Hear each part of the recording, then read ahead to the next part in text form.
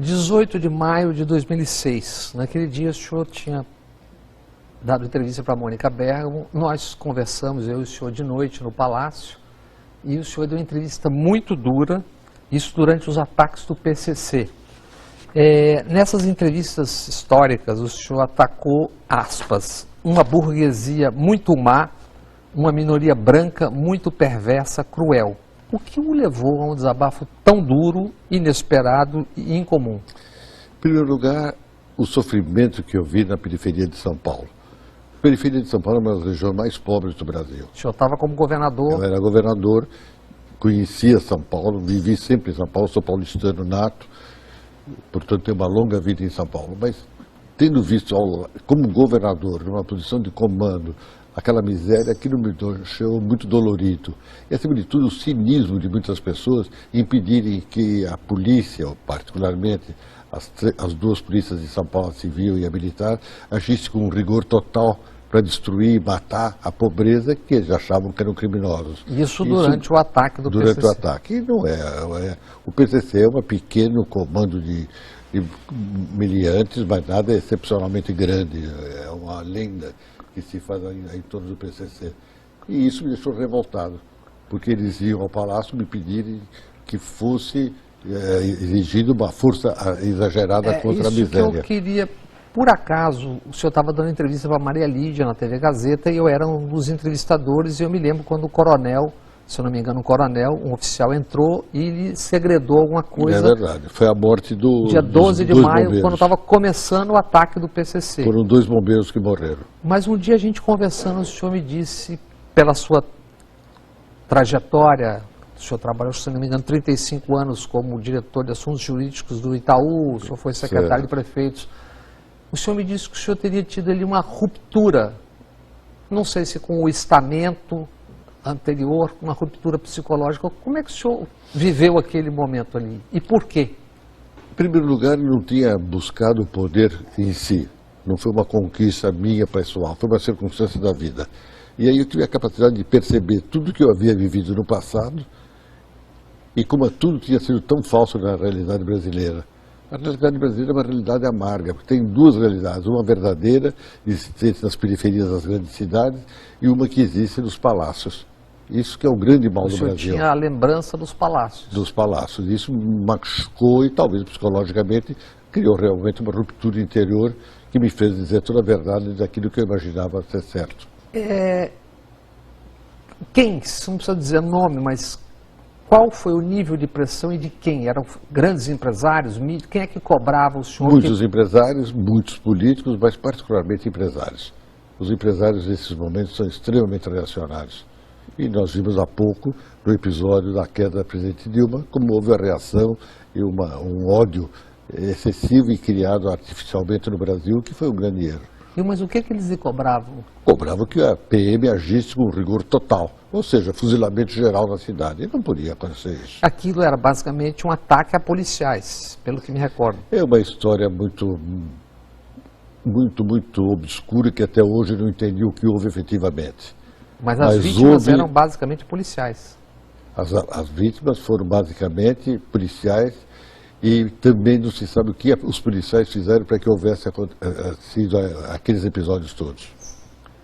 Se diz que existe ou existiria um armistício, uma trégua, um nível de convivência entre o PCC, aquela época, ou de lá para cá mais ainda, e o Estado, as polícias. Existe isso, de fato? Eu não saberia dizer. Se há convivência, eu acredito, se puder ver, é entre o sistema penitenciário e o PCC. E aí é um estudo sociológico e antropológico muito difícil, porque também não há revoltas e também não há violência que havia anteriormente nos presídios, particularmente de natureza sexual e de natureza física, inclusive. Então eu não sei analisar à distância como cidadão o que aconteceu entre o PCC e as áreas estatais, o segmento oficial. Tá. O senhor disse naqueles mesmos dias: a bolsa da burguesia vai ter que ser aberta para poder sustentar a miséria social, pela qual é circularmente responsável. O senhor pedia mais empregos, educação, solidariedade, diálogo e reciprocidade. A bolsa foi aberta por 12, 13, 14 anos Depois fechou. foi fechado até com truculência. Fechou. O que nós tivemos e o que nós vivemos hoje? Eu acho que hoje nós estamos num momento muito difícil na história do Brasil, por dois motivos. Primeiro, porque não há esperança. E um povo sem esperança é um povo que morreu. Isso me deixa muito preocupado quanto ao Brasil em si e eu como brasileiro. Nós estamos sem esperança, um povo sem nenhuma esperança. Porque no passado nós tínhamos as ideologias. Havia os de esquerda que defendiam suas posições, certas ou erradas, mas defendiam, e a direita defendia as suas posições, certas ou erradas. Hoje nós não temos mais nada, é uma massa frágil. Não temos lideranças, não temos personalidades, temos uma fragilidade moral exposta de uma forma agressiva. Então o Brasil nesse momento vai muito mal e eu confesso que tenho uma grande preocupação para o futuro do Brasil nesses próximos anos. Não é pessimismo isso é Não é racionalidade. pessimismo, é analisar. Todos nós que olhamos o Brasil em torno de nós, a nossa realidade, os nossos salários, a nossa miséria na saúde, na educação, sabemos que as esperanças são mínimas nesse instante no Brasil. Óbvio, o país vai superar tudo isso, o Brasil é mais forte que alguns que quiseram destruir as esperanças brasileiras. Mas nesse momento nós estamos num momento extremamente difícil. Ainda voltando àquele episódio, que é um episódio decisivo, houve um descompasso. O senhor me parece que ficou muito irritado com os setores da mídia ou com a mídia. Qual era o descompasso entre o que o governador Cláudio Lembo estava vendo e o que estava sendo noticiado? É um grande problema na mídia e particularmente a mídia eletrônica. Naquela época não havia internet. Começava o telefone celular, que foi um objeto de comunicação entre as pessoas e criou também um grande pânico. Mas a mídia eletrônica, a TV particularmente... O senhor está se referindo? A televisão privada, ela tem interesse comercial e ela coloca então as grandes imagens, todas as vezes, novamente, através de vídeo. E isso é um grande problema, porque aquilo que passou há algum tempo atrás volta no presente como uma realidade atual. E isso cria um sentido psicológico muito amargo na população, muito perigoso. Acho que nós erramos. Primeiro, nós não temos coragem de assumir a nossa pobreza endêmica. O Brasil é um país endemicamente pobre. Dirão que o senhor é um perigoso bolivariano, esquerdista. E aí que está o grande perigo, essa tolice de não se perceber que é preciso analisar a América Latina como ela é, a partir de Bolívar, que era um romântico, e a partir de outros grandes pensadores que imaginaram a América Latina. Eu tenho me interessado na velhice pela América Latina e sei que tem pensadores notáveis. O Sarmiento na Argentina, o Alberdi na Argentina, o Maldonado no Equador, e assim vai, o Abelos no Chile e na Venezuela. Tem gente notável que pensou a América Latina como ela deve ser pensada. E, infelizmente, hoje há temor de mostrar a América Latina e estudar a América Latina. As elites têm um medo, ficam de costas, ingenuamente, ridiculamente. Somos todos iguais na América Latina. Somos todos miseráveis e alguns vaidosos. Sempre teve a elite, a senzala e a elite da América Latina. Isso é grave. Sempre houve o crioulo dos espanhóis e o mameluco, aquele autóctone, aquele que nasceu na terra. Isso é grave. Temos que pensar em somar, fazer solidariedade, que não houve. Sabe, a bolsa. Se nos fizer uma reforma tributária como deve ser feita, o país sairá sempre essa miséria e essa falsidade. O senhor que convive tanto com o que o senhor mesmo chama de burguesia, que conhece tanto conviveu tanto, porque dali por diante o senhor foi... Eles se afastaram. Eles se afastaram. A denominação os afastou. Eles se afastaram. Mas o senhor vê nesse estágio do Brasil, do ponto de vista educacional, e quando eu digo educacional não me refiro apenas à escola, me refiro a tudo, mídias, etc. Sim, claro. A possibilidade de darmos um salto? Não vai se dar salto. Eu não acredito em salto, eu acredito em evolução. Eu acho que estamos evoluindo. Acho que uma série de elementos fazem com que o brasileiro passe a pensar. O próprio sofrimento. Eu acho que o sofrimento que todos nós temos, uns mais, outros, de ordem econômica e de ordem pessoal, faz com que o brasileiro vá ter que pensar. Ele não vai poder continuar elegendo imbecis e ladrões. Ele vai ter que pensar. A não ser que ele queira se auto-exterminar. Eu não creio que nós brasileiros queremos nos auto-exterminar. Temos que pensar antes de votar. Esses imbecis e ladrões o senhor localiza basicamente em algum, ou está espalhado? Também localizados, muitos em Brasília e por todas as províncias da Federação. Todo estado da Federação tem seu imbecil bem sucedido. É notável o Brasil. O senhor acha que ainda tem sentido, depois de falarmos de organizações criminosas, etc., e tráfico, o senhor acha que ainda tem sentido essa política antidrogas que o Brasil segue executando com essa pilha de mortos? Eu tenho tido uma preocupação muito grande sobre o tema, tenho pensado excessivamente sobre o tema. Confesso que eu sempre achei que deveria se combater a droga. Hoje, em função da difusão que aconteceu na sociedade, particularmente na juventude, eu imagino que devemos pensar em novas políticas.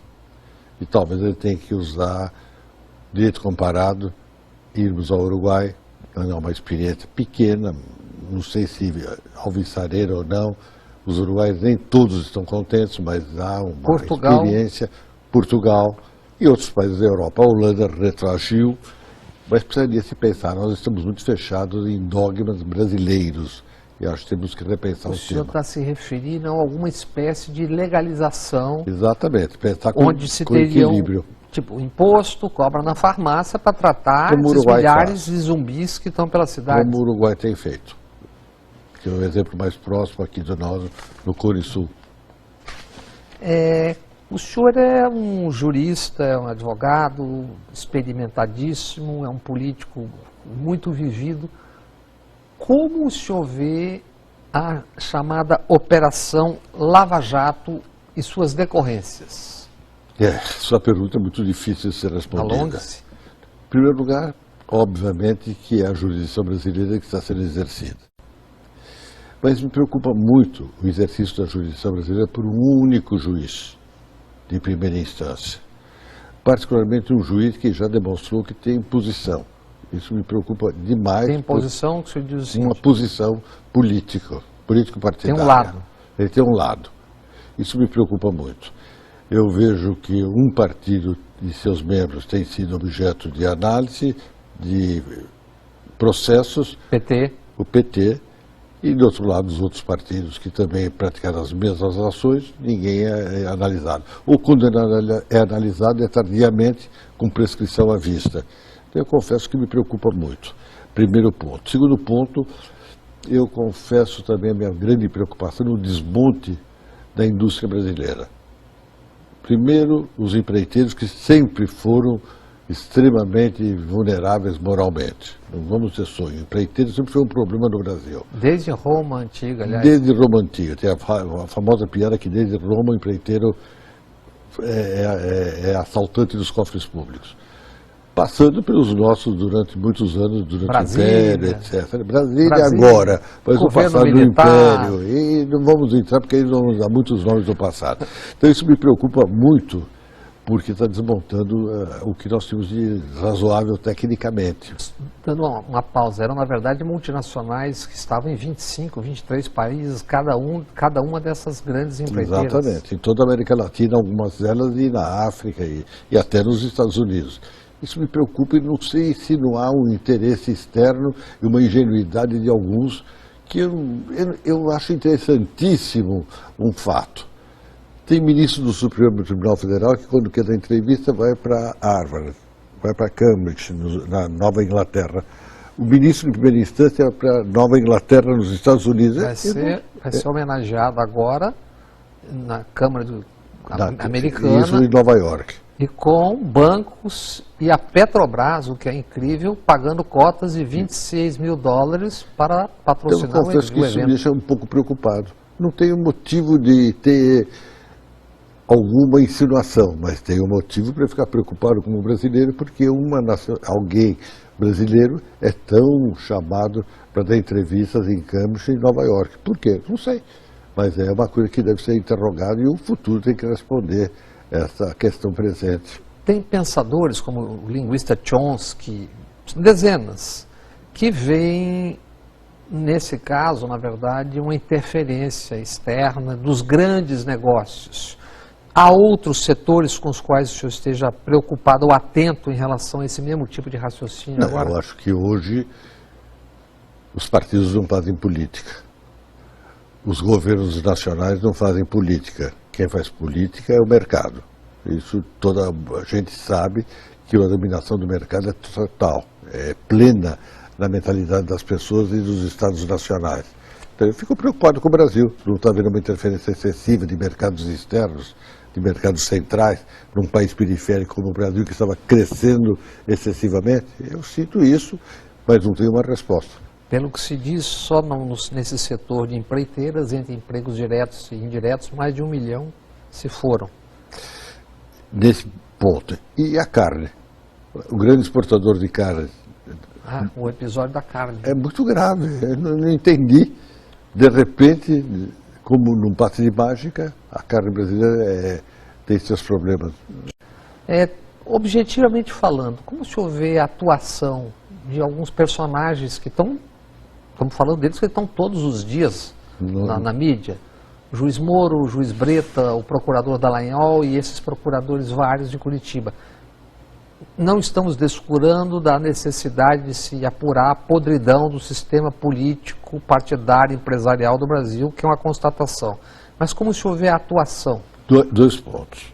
Eu sou velho e os velhos advogados tinham uma visão dos juízes muito sóbria. O juiz só falava nos autos. Só falava na hora da sentença. Só.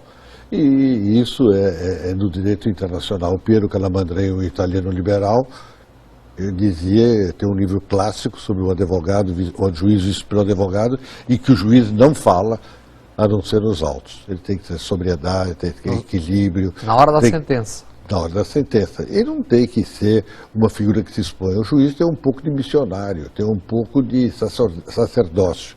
Mas o juiz brasileiro virou uma vedete. Todo dia ele dá entrevista, todo dia ele fala, todo dia ele agride alguém, e tem prazer de agredir. Então, eu não sei o que está acontecendo, alguma coisa está equivocada. Os meninos do Ministério Público, então, que são muito jovens, e isso é um grande problema, são muito jovens, a juventude nem sempre tem a experiência da vida, também dão entrevistas a todo momento e se expõem de uma forma excessiva. E, acima de tudo, o que me deixa profundamente surpreso são os vazamentos. Se é segredo de justiça, por que vai parar na tela de uma televisão? Eu não entendo. Alguma coisa está errada nisso. E aí o Conselho Nacional de Justiça silencia. E o Supremo Tribunal Federal silencia. Algo está errado nesse país. Não, tem um episódio clássico nesse processo todo, que é o vazamento da conversa da presidente Dilma com o presidente Lula. Que era em parte ilegal, porque foi gravada além do tempo, e que o próprio juiz vaza. Exatamente. E ali não era uma conversa privada de um presidente da República com um ex-presidente. Então eu confesso que eu ando preocupado com o Poder Judiciário brasileiro e o Ministério Público brasileiro. Está saindo dos seus limites. Mas o senhor acha que o Supremo tem tido que papel nisso? Ou que ausência tem tido nisso? O Supremo e a STJ? É uma coisa gravíssima. Porque nós brasileiros sempre tivemos um instituto que dava equilíbrio ao país. Poder moderador do Império, que era interessantíssimo, que foi examinado muito sobre visão histórica, sociológica, jurídica. E o Supremo substituiu o poder moderador do Império, desde o começo da República, desde 89, como o Instituto Moderador, o poder moderador da República. Infelizmente, os 11 ministros do Supremo tornaram-se 11 repúblicas autônomas. Ilhas que falam que cada um fala o que quer e não fecha o pensamento comum. Primeiro ponto. O segundo ponto, que me deixa muito preocupado, é que as opiniões são muito antagônicas. Há um antagonismo incrível, inclusive de natureza pessoal, que não é possível. Eles teriam que ser exemplo de equilíbrio, de bom senso, deviam ser exemplo de civilidade, ou seja, de tratamento educado. E, no entanto, se agridem como se fossem primitivos, bárbaros. Sabe, chegou a ser um momento que o Supremo Tribunal Federal do Brasil e as suas decisões é como Mona Lisa, cada um entende como quer. Aquele sorriso eu não sei o que é. Cada um entende o Brasil como ele quer. É a Mona Lisa. E o senhor acha que isso tem a ver com... O senhor acha que é transparência ou não a transmissão direta? E mais, se eles estão excessivamente suscetíveis a um poder ainda maior, que é a chamada mídia de massa? Eu não sei responder, eu acho o seguinte, é uma situação extremamente complicada. televisionamento de sessão do Supremo só tem no Brasil. É como a jabuticaba. Só tem no Brasil. Agora, é bom ou mal? É bom porque a cidadania já sabe que os ministros são 11 seres humanos, não são deuses. São seres humanos como nós, que falam tolices e falam coisas sábias. Isso é muito importante. Sabe-se o pensamento até político de cada um, porque a TV é uma coisa infernal, porque ela vai na alma das pessoas. Agora, será que é tão bom se os americanos não têm segredo nas suas decisões? A Alemanha é secretíssimo, é uma coisa, conheço a teoria da Alemanha, é muito secreto, muito fechado. Outra coisa, não tem voto vencido, aqui tem voto vencido, então o voto vencido ele se sente heróico, é heróico mesmo o voto vencido, mas não para o grande público, devia ser no interior do comitê que funciona. Essa transmissão, então tudo isso tem que ser pensado. Essa transmissão eventualmente os deixa muito suscetíveis ao poder hegemônico, midiático. E a vaidade. Nós, seres humanos, somos muito movidos pela vaidade. O ser humano é profundamente vaidoso e gosta de aparecer. A TV permite que ele apareça, ele sabe que está aparecendo na televisão.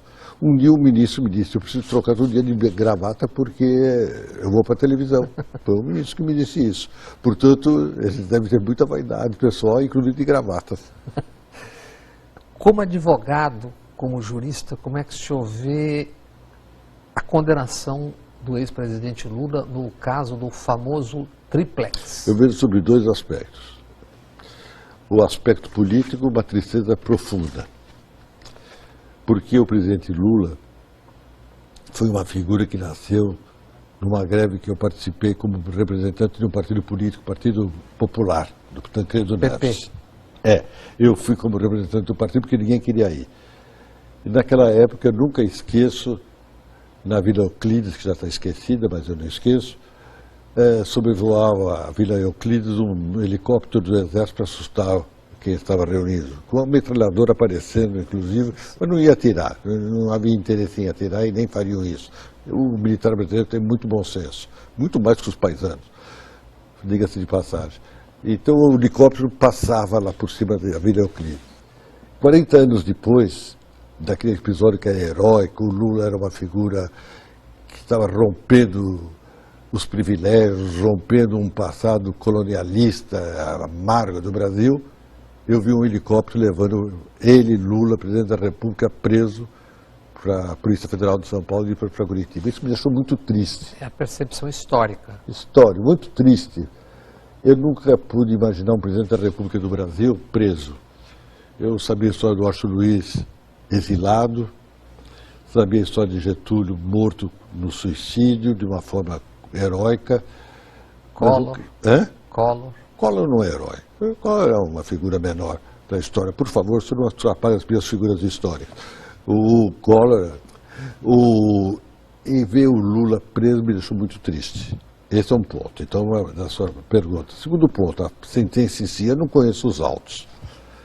Mas como advogado velho, eu não vejo nenhum sentido formal em condenar o presidente pelo aquele maldito apartamento, aquele triplex vagabundo, porque ele não comprou.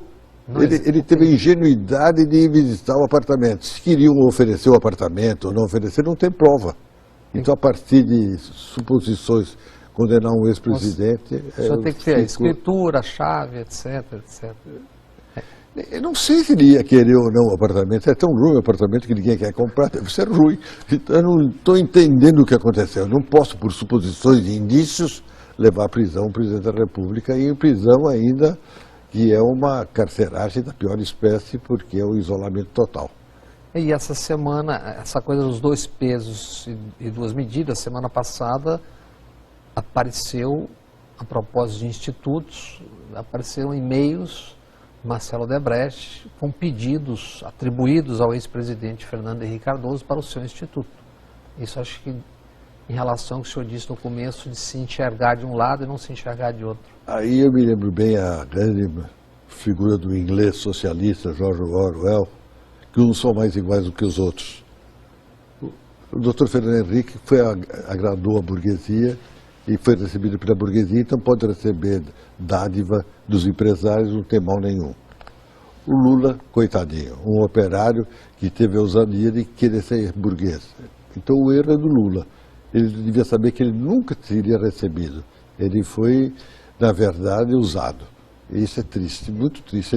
Eventualmente ele vai assistir lá na sua cela esse programa, e eu diria que tristeza ele ter sido envolvido da forma que foi pela burguesia.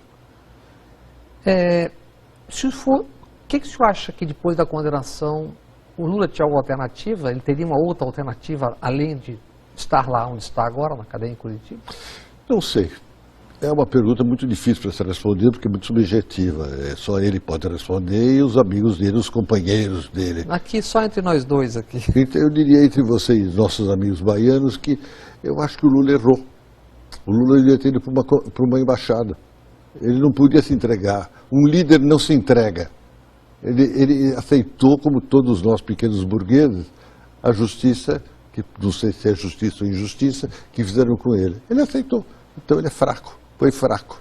E as pessoas fracas não são bem recebidas pela sociedade. Então, colocando-se, já que o senhor está tocando nesse assunto, de dizer que acho que o Lula deveria fazer a resistência fora do Brasil, se eu estou percebendo direito. Ele não tinha condições, porque o brasileiro não se revolta.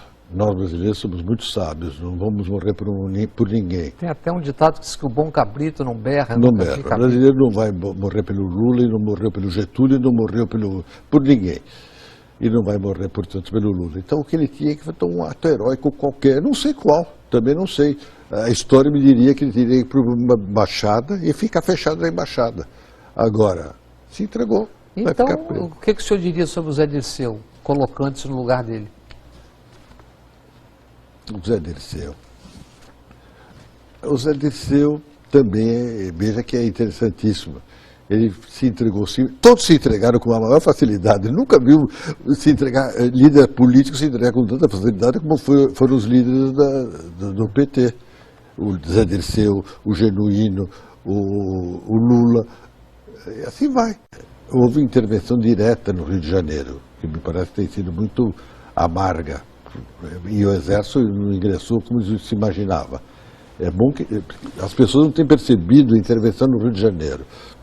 No início, Brasília queria uma intervenção total com tropa na rua, como aconteceu na Copa do Mundo, como aconteceu nas Olimpíadas. O general sabiamente disse: eu vim para gerenciar, não para ocupar as ruas. E não tem havido exército na rua. Raramente aparece uma tropa que vá fazer... Porque eles perceberam que eles estavam sendo usados pelos civis. Que aquilo foi um uso pelos paisanos do Exército. E eles são sábios bastante, estudam o Estado-Maior, não são ingênuos. Perceba que aconteceu alguma coisa estranha no Rio de Janeiro. Não é aquela euforia inicial, vai para a tropa para a rua, vamos fechar, nada disso. Vamos gerenciar. E efetivamente só estão gerenciando e não estão em choque direto com a sociedade. E eles teriam, com jovens soldados, como ocupar cidades, tantas cidades? Não tem como. O senhor vê a hipótese de uma intervenção mais ampla do que essa que nós estamos tendo agora no Rio de Janeiro?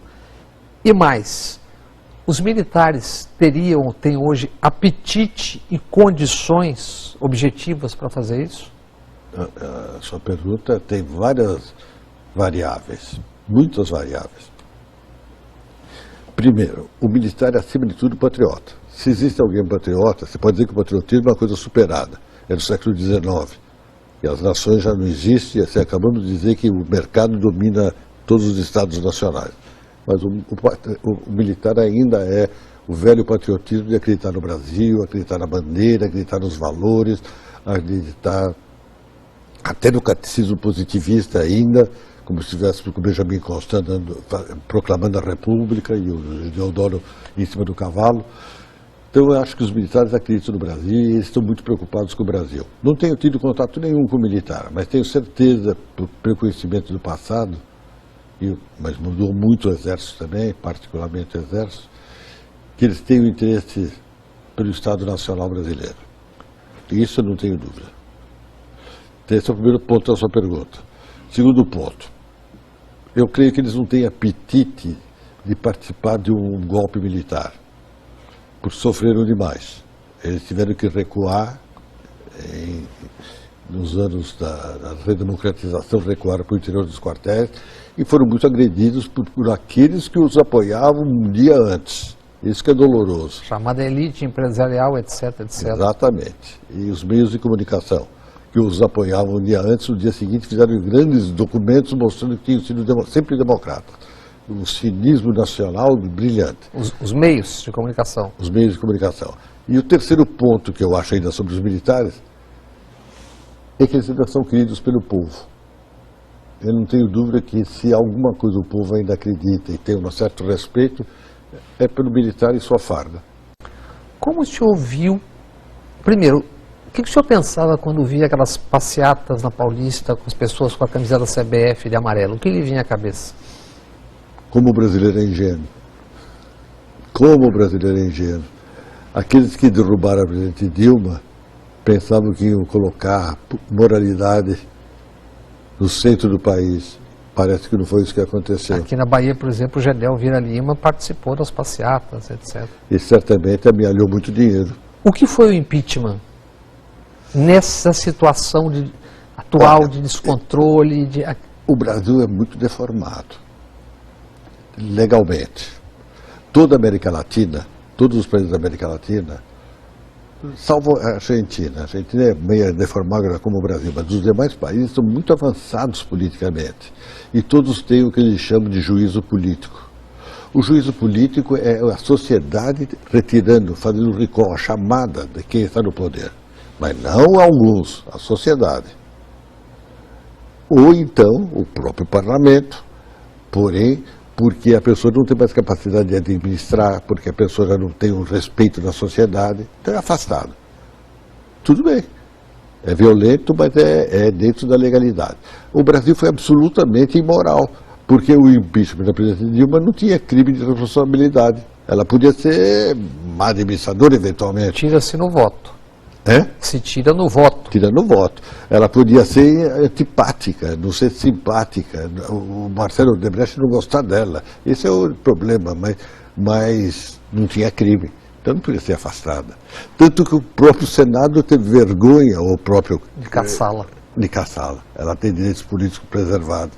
Foi a demonstração da fraqueza dos políticos que não tiveram coragem de ir até o fim, porque ela não tinha culpa. Essa decomposição que se percebe claramente com cada juiz dizendo e fazendo como quer, primeira instância, agora mesmo, semana retrasada, semana passada, juiz desobedecendo uma decisão do Supremo, isso tem a ver com o impeachment? Quer dizer, o impeachment é a pedra angular, a presidência. Se você tocou no executivo, pode se tocar em tudo?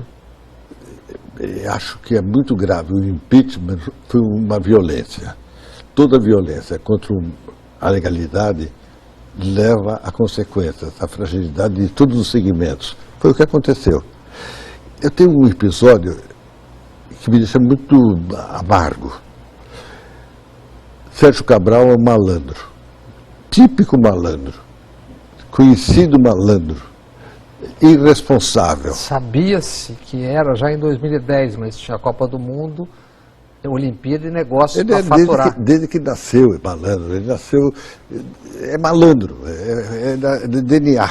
O pai dele, coitado, está muito mal e, além do mais, pensava em música popular, etc. Mas era do Pasquim, fazia aquelas piadinhas de mau gosto que destruíram muito o Brasil, mas tudo bem. Mas eu tenho uma coisa que o Sérgio Cabral me deixou muito também amargurado. Foi ele de algemas e calceta, algema de pé, calceta. Desde o Império não se usa mais. A Polícia Federal usou. Não podia. O Supremo tem uma súmula dizendo que não pode usar algema quando não é perigoso. Prenderam o Daniel Dantas. Ali não pôde. Lá não pode. Agora, não podia fazer isso. Aquilo foi humilhação. Aquilo foi pedido por alguém para fazer aquela humilhação. Um tema do momento. Privatização. Como é que o senhor vê? Privatização da Eletrobras, vendas do pré-sal e agora a negociação para a venda da Embraer. Olha, eu sou de uma época que havia orgulho de criar uma indústria nacional. Eu convivia um pouco com o presidente Ernesto Geisel e ele tinha um profundo orgulho de poder criar uma infraestrutura brasileira. E nós brasileiros tínhamos orgulho que estávamos construindo. A Embraer, a Petrobras. A Petrobras é uma conquista do nosso povo notável. Eu sou da época que os estudantes do Largo de São Francisco, que é a Faculdade de Direito de São Paulo, construíram com as suas próprias mãos uma torre de petróleo, o petróleo é nosso. De repente, alguém que não é meu parente, se diz parente, vende todo o pré-sal, que é uma conquista nossa, uma conquista notável, científica dos brasileiros. Os ingleses não conseguiram no Mar do Norte o mesmo sucesso que nós tivemos aqui no Atlântico Sul. Então eu pergunto, será que essa gente está certa ou eles estão vendendo o que o Brasil tinha, o que é o produto do trabalho, da angústia, do sofrimento de gerações de brasileiros, estão sendo vendidos como se fosse sapato velho? Não é possível, alguma coisa está errada. Óbvio que estão vendendo a nacionalidade. E ninguém diz nada, todo mundo aceita, acha que maravilhoso, é o mercado que quer. Não tem nada disso. Precisa ter empresa estatal, tem que haver controle. Não pode haver uma Petrobras de ladrões, mas também não pode haver uma Petrobras privatizada de ladrões externos. Estou começando a ficar muito preocupado. A propósito, como o senhor vê o governo Temer? Eu não vejo o governo, portanto não posso responder. Eu não vejo crescimento nenhum. Mas é o que a gente ouve. Ao contrário, os últimos números são extremamente amargos e mas eles negativos. anunciam como se fosse. Houve um momento em que se falava euforicamente no crescimento, voltamos a... E aí tem um ponto básico. Não vem com heroísmo, porque toda economia, do tamanho da brasileira, a economia que tem uma certa pujança, ela tem ciclos depressivos e depois ela retorna de forma muito suave para um patamar razoável. Portanto, não tem nenhum heroísmo, tem a realidade econômica de qualquer manualzinho vagabundo. Então, eu acho que não vejo nada otimista no Brasil. 14 milhões de desempregados é uma coisa patética. E mais que isso, o que me assustou muito foi a reforma trabalhista, dentro dos 14 milhões de desempregados, porque a reforma trabalhista podia ser feita, mas com mais cuidado, com mais sensibilidade. Eles criaram certas situações que me deixam profundamente preocupado quanto à preservação de direitos conquistados durante um longo período da história econômica brasileira. A legislação trabalhista brasileira era uma coisa notável, estava consolidada. Podia ter excesso? Tinha, então vamos resolvê-lo. Mas quiseram fazer algumas situações novas que é cola da França e da Itália e da Espanha não está dando certo. O povo francês está na rua, o povo italiano está nas ruas e o povo espanhol está nas ruas. Portanto, alguma coisa está errada. Tenho tido notícias de que na base tem juízes que não estão considerando a reforma. Que também é tudo grave, a lei, estando como inconstitucional. Os juízes não estão considerando a reforma como verdadeira, estão dando... Por exemplo, aquele problema da gratuidade que acabou, que agora o vencido, a sucumbência paga. Como é que é para o nosso telespectador? O que é? Quando o trabalhador que apresentou a ação trabalhista contra o empregador perde, ele paga as custas e honorários advocatícios, a sucumbência. Isso é grave, o economicamente fraco fica muito frágil. Havia excessos, os meus colegas advogados exageraram em dano moral, etc. Sim, é verdade. Mas eu acho que precisa ter um certo equilíbrio quando se pensa em grandes alterações. 64, na verdade, vem impulsionada por mídias e empresários. Principalmente empresários, né? Quem fez 64 foram os empresários, não foi o povo. O povo, quando muito, mesmo a classe média que derrubou a Dilma. Ela é perigosa, ela é muito competente. A mesma classe média que derrubou a Dilma fez 64. Fez 64. Junto com os empresários também. 64 sua tropa. Aqui não. Aqui são os meios eletrônicos, só a televisão. A leniência do judiciário, que aceitou certas jogadas, tipo, por que Eduardo Cunha teria sido afastado depois e não antes de pôr o processo para andar? Foi usado. O outro que foi usado, né? Como usaram pessoas. E continuam usando. É interessante, eles são competentes. Que temos pela frente? Uma eleição, se houver. E se houver, vamos ver o que acontece. Mas o senhor realmente teme que não aconteça a eleição? Temo sim. Acho que as variáveis são tantas e a situação é tão frágil politicamente que eu temo.